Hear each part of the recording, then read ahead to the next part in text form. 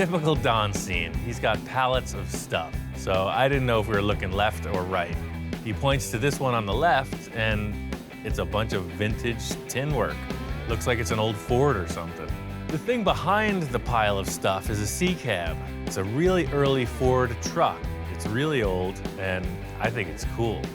So this thing is like 92, 95 years old, Yes. something like that? Wow.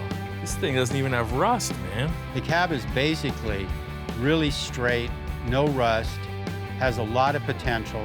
As old as it is, it's in pretty darn good shape.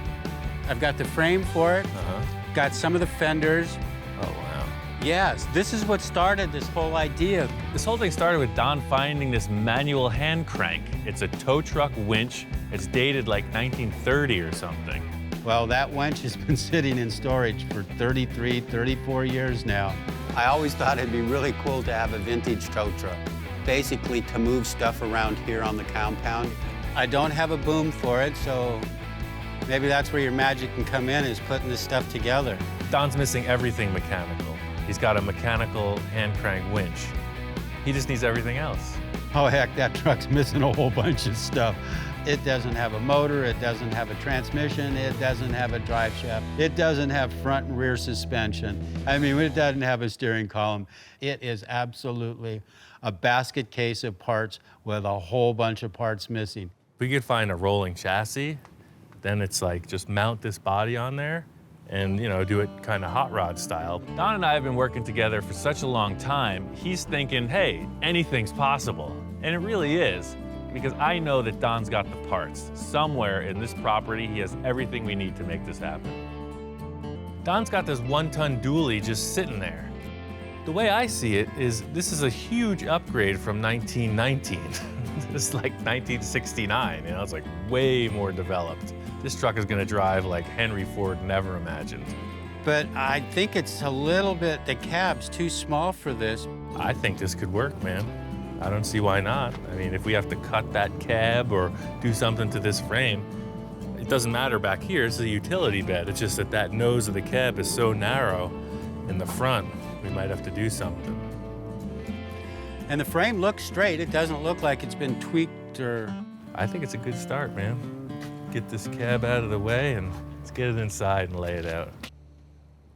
Well, when we first started mocking it up, it just didn't look right.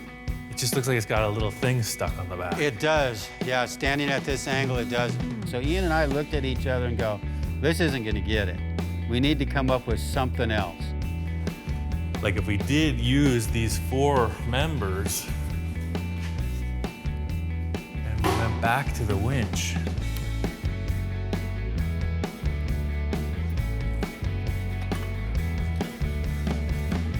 Yeah, I think that'll work. I like how the line comes down into the winch. It looks like it's one piece. Yes. Maybe we opened this up and created, you know, like that big crane shape. The whole deal is how this truck looks as a whole. And then finally, after moving the pieces around, you just know when you hit the sweet spot. I think we should go with that. I think this is it. Now that we got this thing mocked up, I'm ready to move on, really get started on this truck. Once Don and I got the basic structure of the boom figured out, it's time to bring it to life. I'm just building this perimeter frame around the base that's gonna be like a subframe that anchors that winch and also holds the uprights. I got a whole bunch of this C-channel from Industrial Metal Supply. It's 4" by 1.5. It's a 3/16 wall. I'm gonna build each side flat on the table, and I'll stand them up and then tilt them in and join them at the top. This boom needs to be strong, but it's never gonna pick up really heavy stuff. Because it's a hand crank winch with a pulley, it's got a weight limit. The end result will be that this will be a great rig for Don to use around the yard, around the compound. So the fit up here is pretty loose because I'm seeing like a big 1/4" plate coming out and making a nice gradual arc so that the hook is a little bit further out from the back of the truck.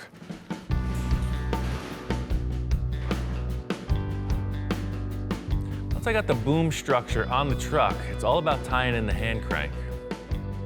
I know I'm gonna have to build something off the front of this.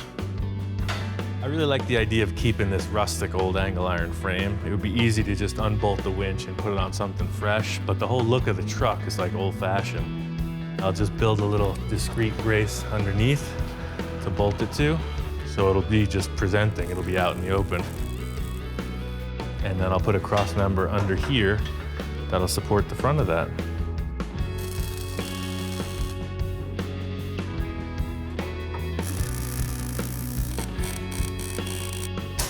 Even though we're basing this structure on what Don and I mocked up, I still am trying to bring some kind of a design element into it. The winch looks good there. The last thing for me to do is just mock up some kind of an end cap. All the tow trucks we're looking at seem to have this detail at the end where the cable came over and then had a pulley that kind of drooped down. So I'll make an oversized one of these cardboard deals.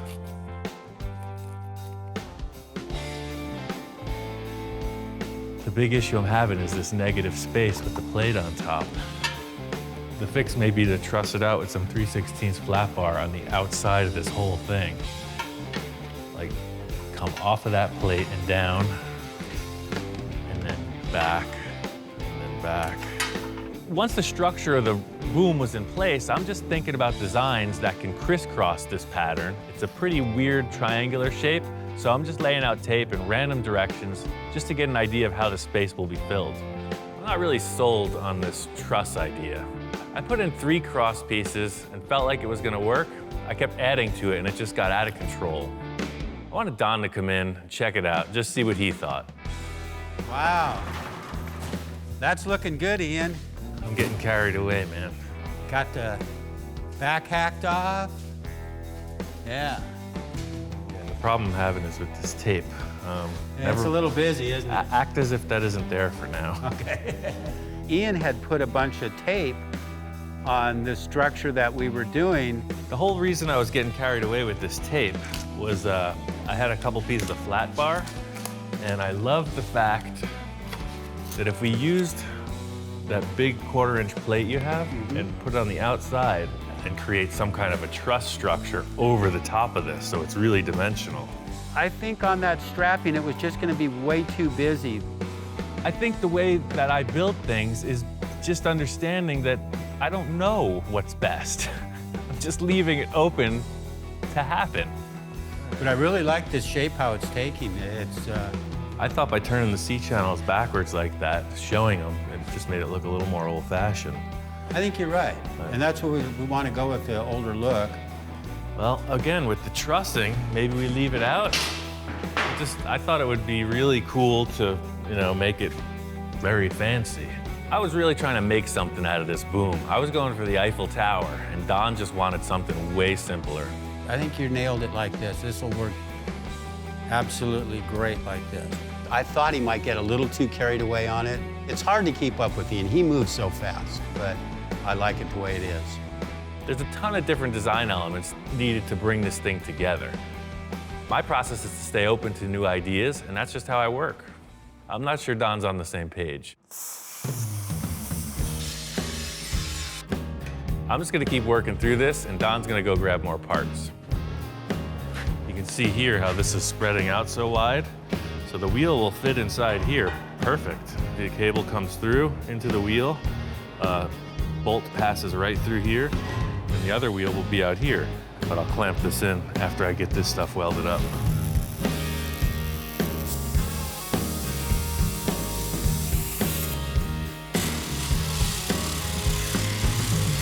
The triangle shape of this boom was so irregular in the way that the main support beams came together, I felt that a top cap would just simplify the whole deal. Coming up with the design for this top cap, I thought it was just gonna have one pulley. But I realized that the look of it required 2.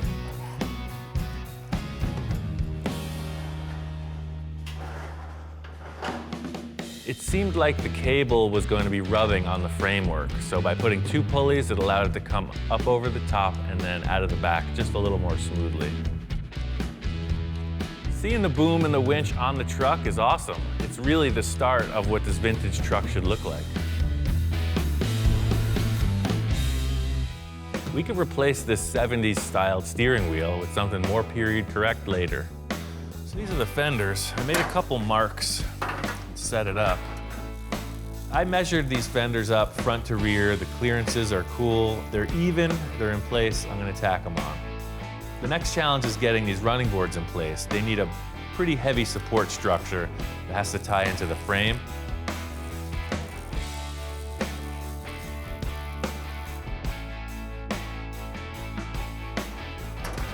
I like these running boards. It's a really great running board. I'm not disputing that. My concern is the transition from the radius to the front fender detail. So I think I'm gonna end up building off of the running board instead of cutting it back. Yo! Brought you some more material.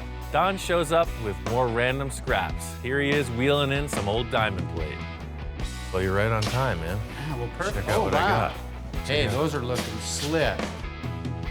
Yeah, it's so cool seeing this old stuff. It's been in stock up against that house for a long time. Various states of pileage. Well, if I wasn't such a pack rat, I wouldn't have all this stuff. Now, the It's wife true. thinks I'm out of my mind, but... Well, she's not the only one. Yeah. Oh, hell yeah, I'm a hoarder. Definitely, I collect stuff, I hoard stuff. I don't get rid of anything unless the wife has some say to it, but having Ian to be able to utilize most of this stuff has just been absolutely great. And it might work out for a parade, too. Don's really happy with the progress on this truck. Still a lot more to do, but I think we're on the same page. It sure worked out So good, it's the didn't it? 69 Chevy steering column. I just shortened it up. We started talking about the rear of the truck. What are you thinking about this rear bumper? Do you have any material or like any guesstimate of what you want to see here? Don said he's got a great bumper, and I think this diamond plate might be just what I need.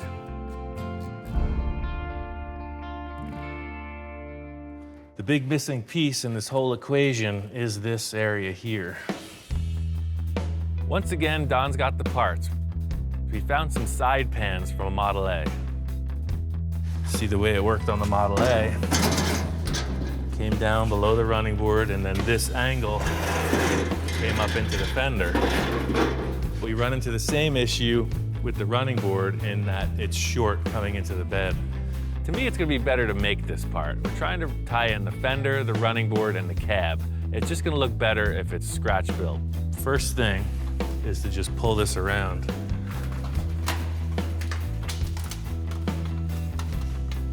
So it's about 90 degrees. See, the sheet metal brake makes a really hard angle. This makes a nice mellow angle. So that was like, you saw 2 seconds of pulling, but it stretched the metal into this really rigid compound curve. It's like a puffed shape.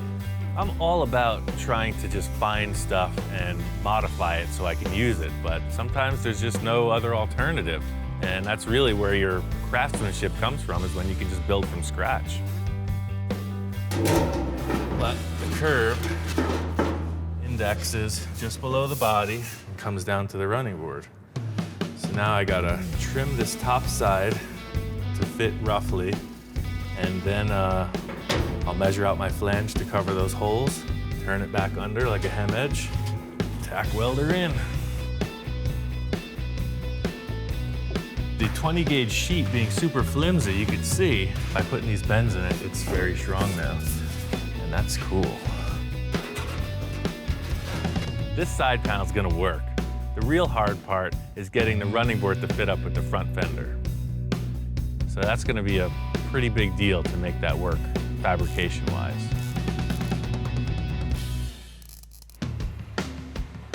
This truck coming together, we gotta get started on the engine work. Don says he's got a small block Chevy, but of course it's buried out in the yard somewhere, and we gotta go get it. Out here in Don's back 40, he's got stuff piled so deep, he had to call in the big crane to get it out. Don's treasure's down there. So instead of moving all these cars and everything, we're just gonna move the racks. Finally, we're out of the shop, you know? Get away from the truck for a minute. This is a really intense build because it's all business.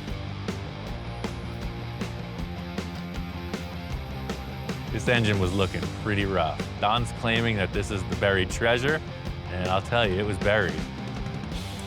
Take her up. This engine that I've got is a good engine. It's a small block Chevy. I've probably had it about maybe 13, 14 years. I tell you, Don, this is looking good, man. This is like new old stock. This is a fresh engine. If ever I've seen fresh stuff, this is it. This is great. See you later. So to get out and swing around on the crane for a while, yeah, it helps clear the head. I'm gonna clean this engine up a little bit, pull off all the unnecessary parts, and ship it back over to Ian, because I know he's got a lot of work to do on it. We got a brand new transmission from Monster, and so it's really like 90% there. This piece is really subtle. It's a small part, but if I don't get it right, it's gonna be totally noticeable. I'm using the detail on the end of the fender, which is a rod shape, and I'm just gonna make a gradual S curve down into the bottom of the running board and sheet it. You know, it doesn't belong that way, but at least it's gonna match. You'd never see that anywhere else. You really don't grow unless you're, challenged. There's gotta be some pain there, like working out, So even though I'm not able to go out and just do my funky dance, it's like a workout. This thing is just pushing my skills to make something happen. Yeah, to try to create this weird, it's almost like a horn, like a bullhorn, right? A section of that, like a steer horn. And to create that really tight curve in one piece of metal would require a huge amount of stretching. So I'm gonna shrink the two insides of each curve and they'll lap over. This is the side profile of the wheel arch going down into the fender. And that's why I chose this method to put it together, because at least it draws a flowing line. The whole idea here is the next piece is gonna come off of this existing fender and just wrap right over it. So there'll be a seam about a ½ inch in. That's why I just curled that edge pretty tight. I've come a long way with this truck, but to me, it's all about the finishing details. If you can pull it off convincing, then it's a real winner.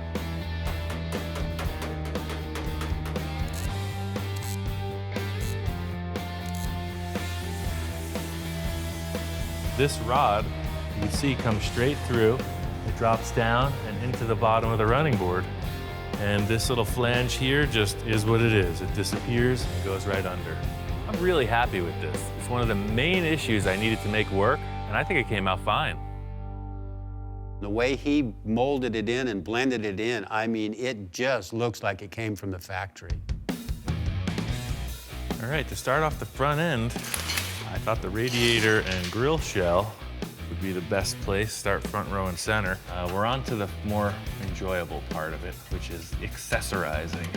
Don had a couple sections of a Model A rear bumper, so I shot him an idea of using those on the front of this chassis. Our front end design has two side pieces of existing Model A bumpers, so we're ending up with a space in the middle to fill. So Don had these stakes from the garden. Don had these garden stakes. I don't know what he was thinking, but, and I'm always open to nuance, but I don't know if this tent stake is really the right choice. Sometimes when stuff doesn't look right, it just leads you to a better idea. I think we're gonna have to come up with some kind of a center element that just stands on its own, and then it has these two little side flaps. The rear bumper's a big tube, so this obviously is gonna be a mismatch. It's a work truck, so a tube bumper's appropriate in the back. I'm thinking like some kind of a utility front bumper, like you'd see on a work truck, a fire truck or something. I'm gonna cut off the front section of the frame, and I have an idea of a way to make this work. I had this super old school toolbox.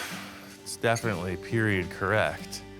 So maybe I'm just gonna make a little tray that'll just hold the toolbox there. That's something a tow truck would have, This toolbox came from the guy that taught me almost everything I initially learned with sheet metal work. I was working in roofing in New York City, making gutters, all kinds of decorative copper elements, and this was the dude's toolbox. It's legit. I like little details like this. It gives the project cool elements that have their own story. I got the headlights mounted on their stands. And it's cool too because it really does have a Model A feel. You know, looking at it from here, if you know the front fenders aren't Model A. But the grille, the placement of the headlights, the style of the headlights, and the curved fenders and running board, it's looks a little bit more updated than your 1923 C cab. For the windshield frame, Don had this really neat oval tube. I don't know what it's from, but I think it'll serve our purpose perfectly. On this cab, I have pictures I took from the internet, and it looks like the windshield is about this tall, but it just sits up inside. It's the weirdest thing, because you can see the roof is way wider than the windshield. They were never intended to match. It was more like an air deflect, or it was a wind shield. Just shielded you from the wind, and that's where the term came from. Well, I'm gonna TIG weld all this because it's gonna make a nice little weld bead. Hopefully I won't have to sand or do any detail work to this. It'll just be a nice stainless steel TIG weld.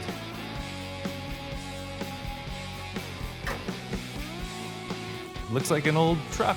So Don is gonna get the paint and all the final details on this project together. It's almost wrapped. I can't wait to see it finished.